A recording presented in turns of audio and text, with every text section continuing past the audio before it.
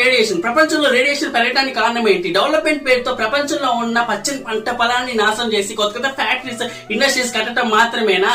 దీని వల్ల రేడియేషన్ అతి మోతాదులో పెరిగిపోతుంది. ఇలానే కనుకుంటే రానున్న 10 సంవత్సరాలు రేడియేషన్ వల్ల ప్రపంచంలో ఉన్న మనుషులందరూ అండర్ గ్రౌండ్ కి వెళ్లే సిచ్యువేషన్ అయితే వస్తుంది.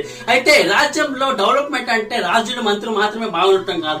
రాజ్యంలో ప్రజలు ఎప్పుడు సంపూర్ణంగా, ఆనందంగా, స్వేచ్ఛగా ఉంటారో అప్పుడు మాత్రమే రాజ్యం డెవలప్మెంట్ అవుతుంది. ఇప్పటికైనా ప్రజలంతా గుర్తించండి. ఎప్పుడైతే మనం రీసెంట్ టైమ్స్ లో చూసుకుంటే ఏ ఇండస్ట్రీస్, ఫ్యాక్టరీస్ లో ఉన్న మెటీరియల్స్ కి రేట్లు పెరిగిపోతున్నాయి, గోల్డ్ కి రేట్లు పెరిగిపోతున్నాయి, సిల్వర్ కి రేట్లు పెరిగిపోతున్నాయి.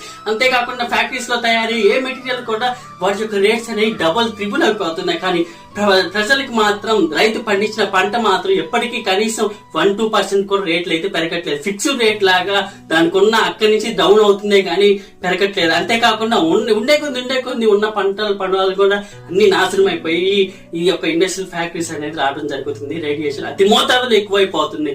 అయితే ఇప్పటికైనా మనం కళ్ళు తెరవాలి. ఎందుకంటే ఎప్పుడైతే బార్డర్ దాటుతుందో ఆ రైతులు అమ్మిన పంటకి ట్రిపుల్ రేట్ ని మనం బయటికి అయితే అమ్ముతున్నాం. మనమే కాదు, ప్రపంచంలో ఎవరైనా అంతే చేస్తున్నారు. కానీ ఇక్కడ గమనించాల్సింది ఏంటంటే మన భారతదేశంలో ఉన్న పంట ఇప్పటికి కూడా కొన్ని దేశాల్లో డెవలప్మెంట్ అని చెప్పుకుంటున్నాయి చూడు, అక్కడికి వాటిని వాళ్ళ యొక్క ప్రజలు తినడానికి భారతదేశం నుంచి ఎంతో ఎక్స్పెక్ట్ అవుతున్నాయి. మనం సైన్స్ లో గానీ, ఎకనామిక్స్ లో గానీ చూసుకుంటే ఎక్స్పోర్ట్ ఎక్కువగా ఉండి ఇంపోర్ట్ తక్కువగా ఉంటే ఖచ్చితంగా వాటి యొక్క రేట్ అనేది ఇంక్రీజ్ అవుతుంది. బట్ రైతుల పంట మాత్రం ఎప్పటికీ ఇంక్రీజ్ అవ్వట్లేదు.